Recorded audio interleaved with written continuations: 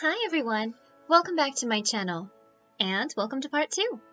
In this video, I will be finishing the drawing I did for the Annette Funicello Research Fund for Neurological Diseases. If you haven't seen part 1 of her creation, I will leave a link in the description bar below for you to check out.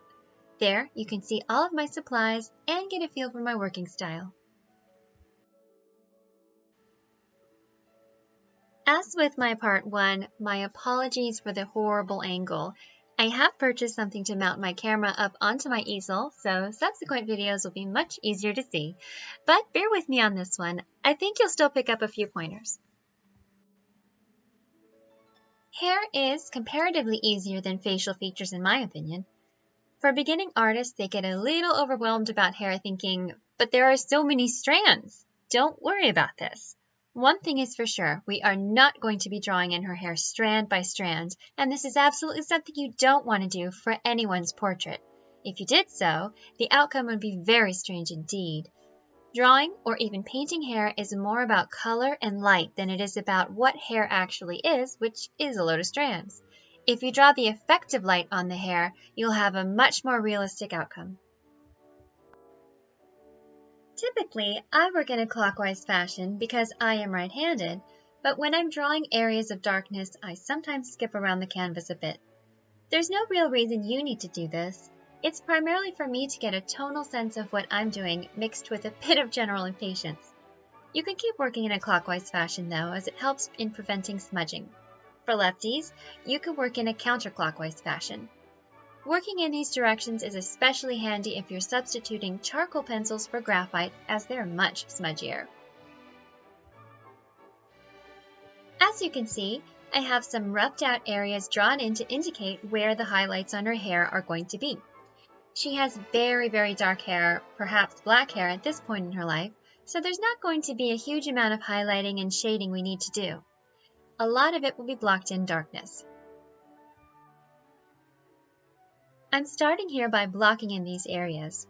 I'll get to refining them soon, but I like to block them out so I know I have everything in their right places. It's akin to working on an outline if you're writing something. Again, I'm working with my blending stump and pencil, moving back and forth to lay the shading down and then smooth and blend it into position. The pencil I'm using here is a 6B and is one of the darker pencils in my palette I showed you in part 1. I'm keeping it lighter at this point, which is important. You can remove the graphite with an eraser when it's lighter. It's generally too thick for erasers to pick up enough off of the paper when I have darkened it to its maximum darkness. You'll see me layer darker lead over the areas I have already drawn in as I get more confident with my layout.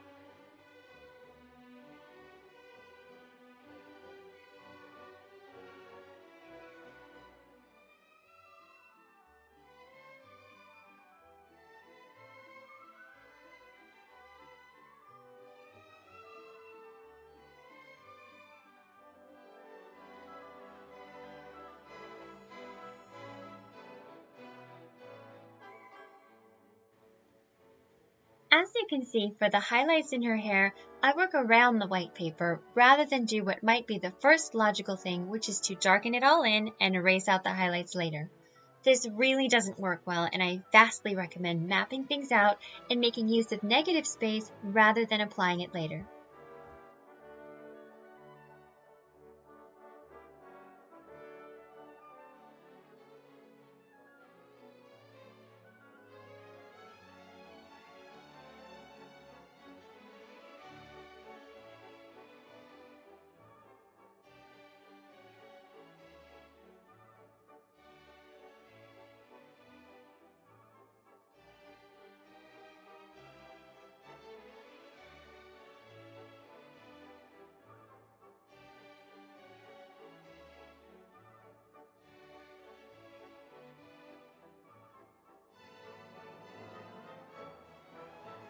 Here I'm taking a 2B and a 4B pencil and I'm going to start defining the areas of highlights to show the strands of her hair.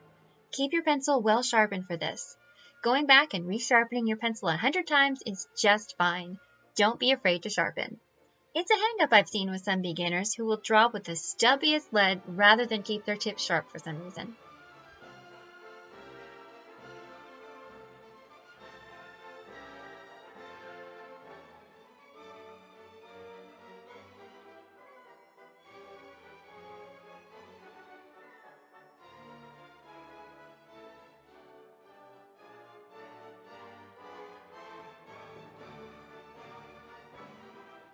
Blending is important with drawings such as these, especially when you're applying such a dark value. Using the blending stump blends away the lines and gives a more uniform appearance to the piece. It's sort of like blending out brushstrokes to unify the whole.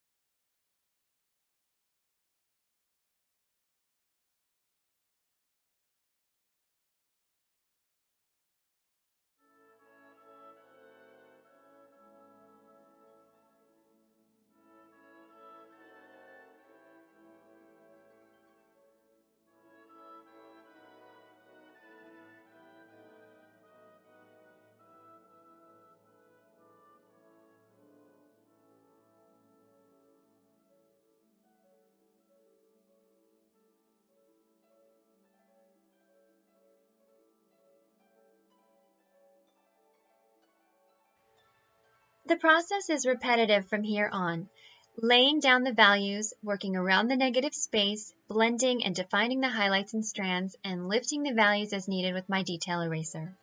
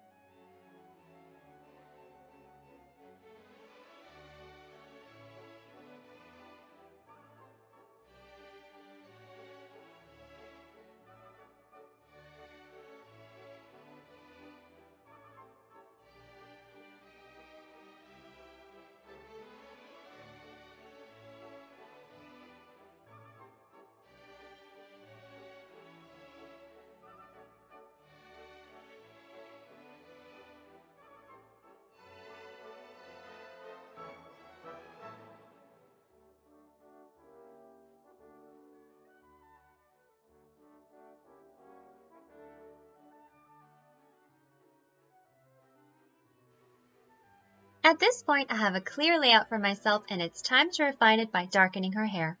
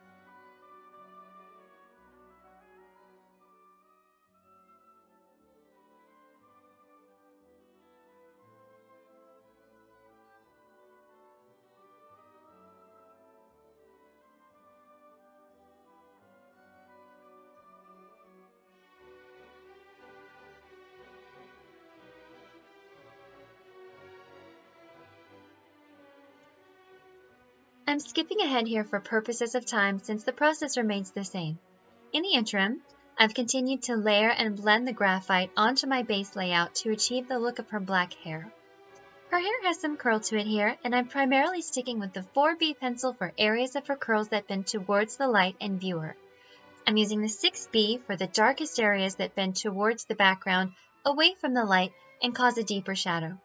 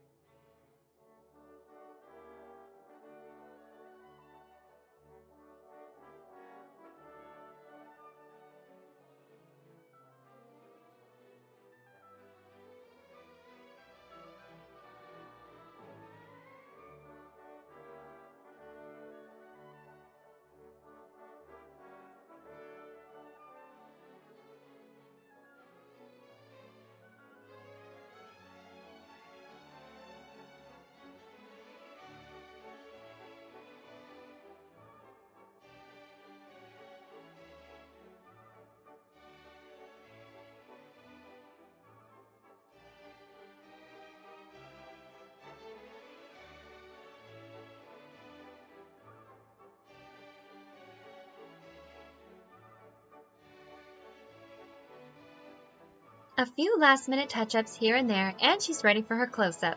I was so honored that Glen Holt, Annette's husband, felt this drawing worthy enough to hang as a canvas in the foyer of his home. It sits surrounded by photographs of Annette, marking moments in her marvelous life.